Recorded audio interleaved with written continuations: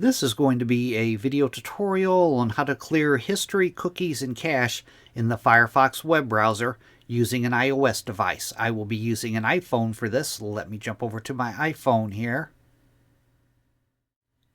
I am on my iPhone now and I have Firefox opened up now.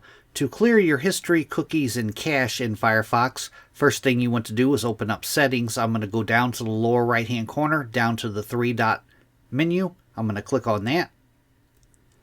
Then I'm going to go down to where it says Settings, and I'm going to tap on that. Now under Settings, you want to scroll down a ways, down to the Privacy area, and in the Privacy area, Data Management, you want to tap on Data Management. And then right down here under Clear Private Data, you can choose what you want cleared. Do you want your browsing history cleared? Do you want your cache cleared? Do you want your cookies cleared? Do you want your offline website data cleared? Do you want tracking protection cleared? Do you want your downloaded files cleared? You would select the options that you want. Then you would go down to the bottom and tap on Clear Private Data.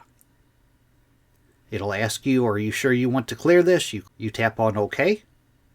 And that is it. That is how you clear your browsing data on the Firefox app using an iPhone. Thanks for watching.